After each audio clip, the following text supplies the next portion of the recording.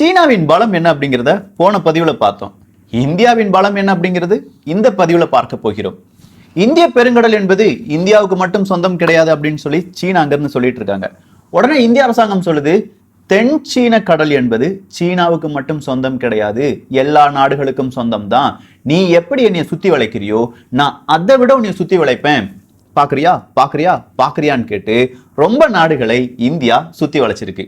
எப்படியெல்லாம் சீனாவை India target பண்ணிட்டு இருக்காங்க, எந்தெந்த ரூபத்தில் எந்தெந்த நேரத்தில் இது எல்லாமே நடந்தது, இப்படி பலவிதமான கேள்விகளுக்கு பதிலாகத்தான் இந்த ஒரு பதிவு இருக்க போகிறது. அன்பு தமிழஞ்சங்களுக்கு தமிழ் பொக்கிஷத்தின் வணக்கங்கள்.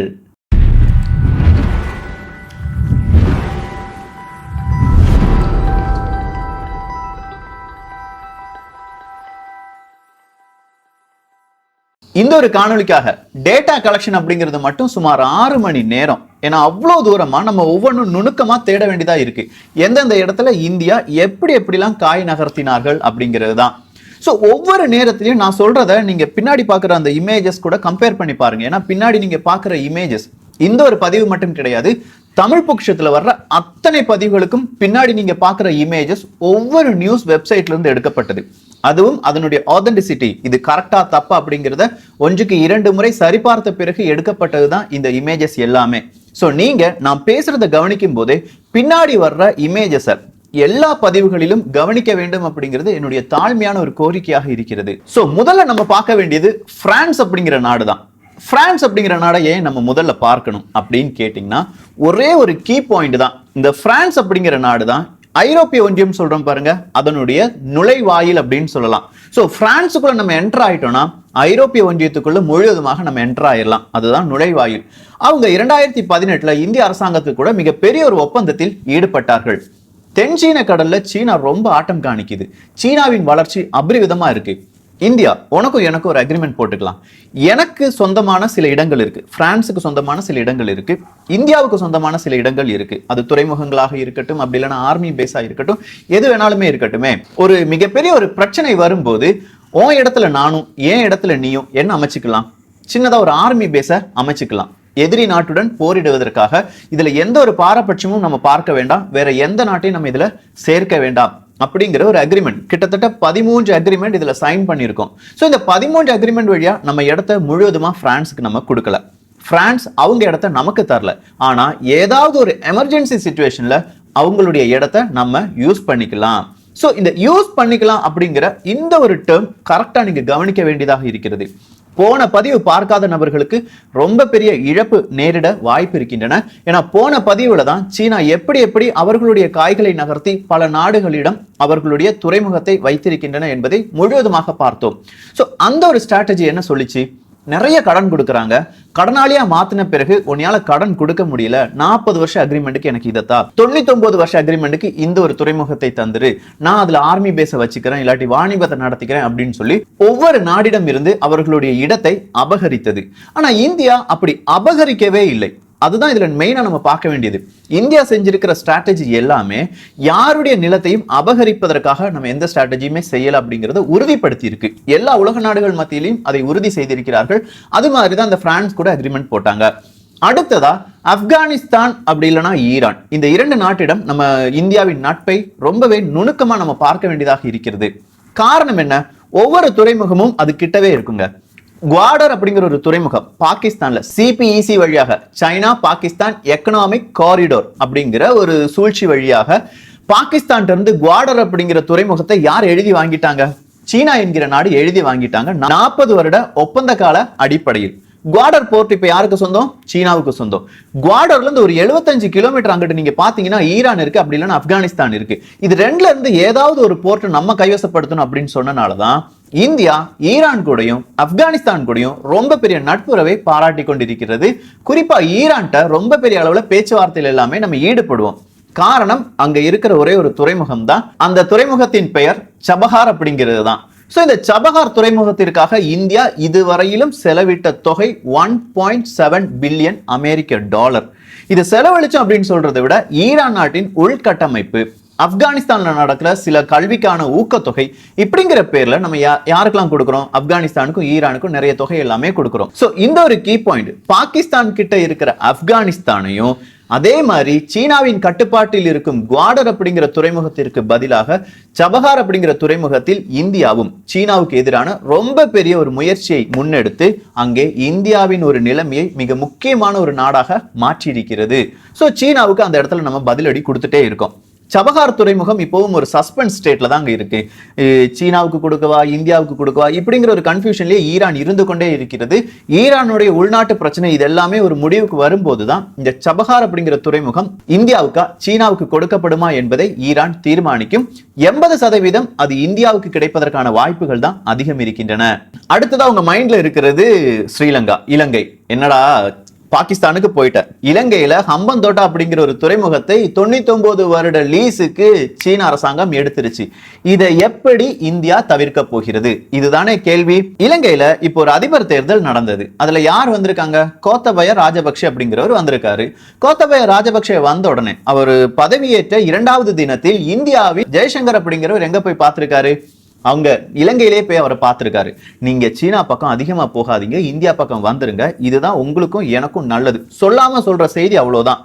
ஏன்னா ஸ்ரீலங்கா இப்போ சீனா பக்கம் போவதை ஸ்ரீலங்கா மக்களே, இலங்கை மக்களே அவங்க ரொம்ப பெரிய அளவுல விரும்பவே இல்லை. ஏன்னா நிறைய பேர் இலங்கை சீனாவுக்கு அடிமையாக மாறுகிறது அப்படிங்கிற ஒரு விமர்சனத்தை எல்லா ஊடகங்களிலுமே வைக்கிறார்கள்.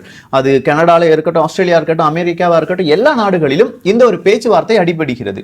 சோ ஸ்ரீலங்கா மக்களுக்கு இது ரொம்ப பெரிய உறுத்தலாக இருக்கிறது.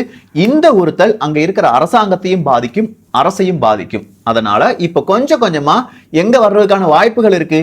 இந்தியா பக்கம் வருவதற்கான வாய்ப்புகள் இருக்கு. என்னடா நீ அரசியல் ரீதியா சொல்றியே, வேற ஏதாவது அங்க செஞ்சிருக்காங்களா அப்படின்னு கேட்டா, ஹம்பந்தோட்டா அப்படிங்கிற துறைமுகம் இன்னும் பெரிய அளவுல ஒரு உபயோகத்துக்கே வரலங்க.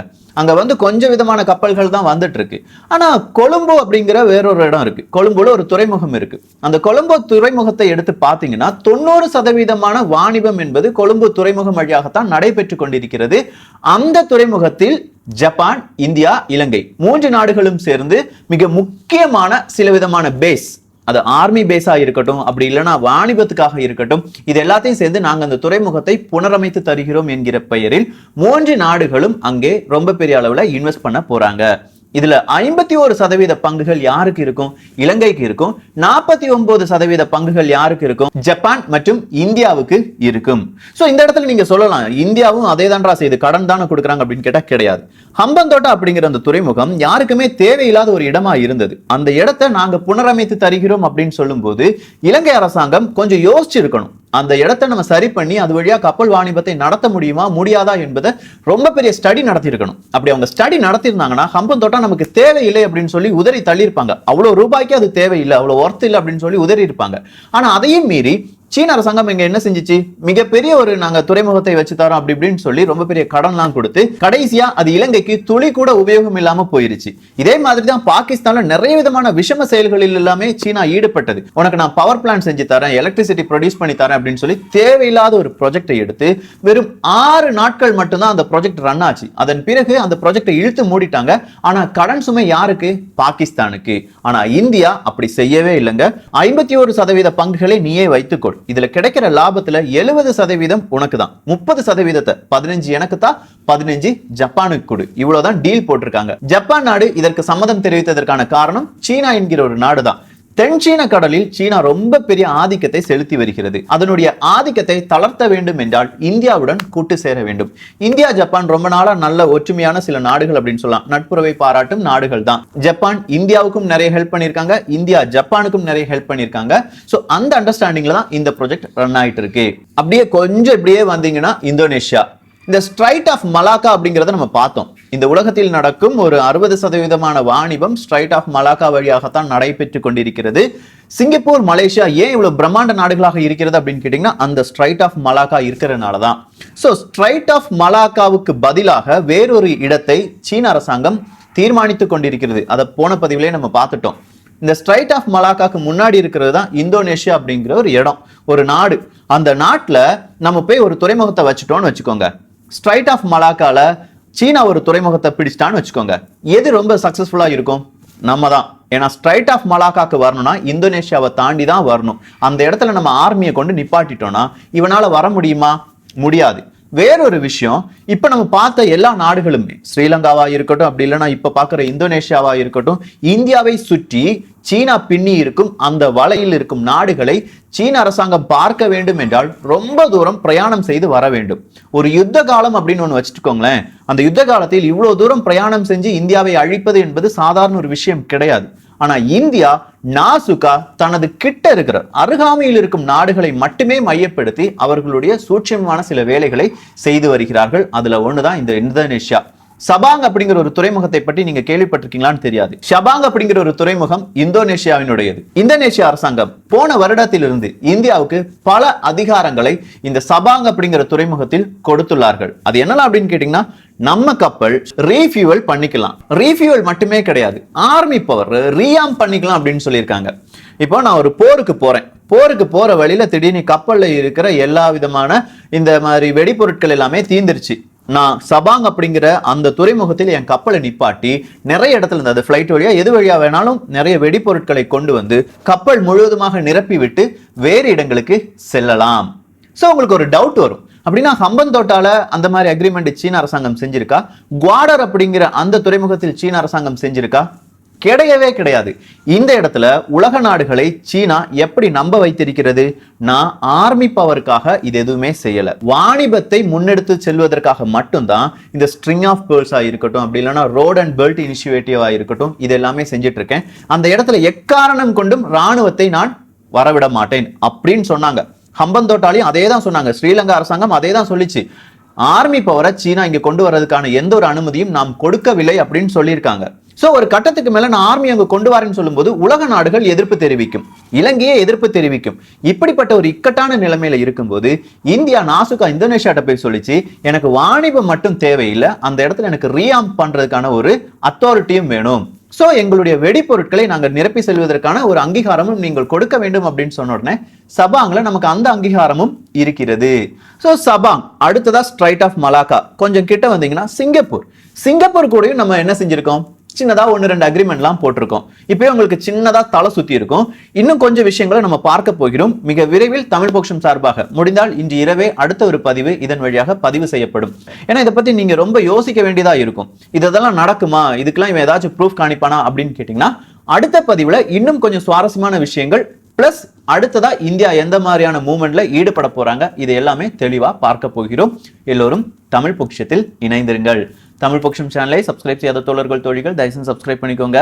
நல்லதை பகிர்ந்து நல்ல சமுதாயத்தை உருவாக்குவோம். நன்றி, வணக்கம்.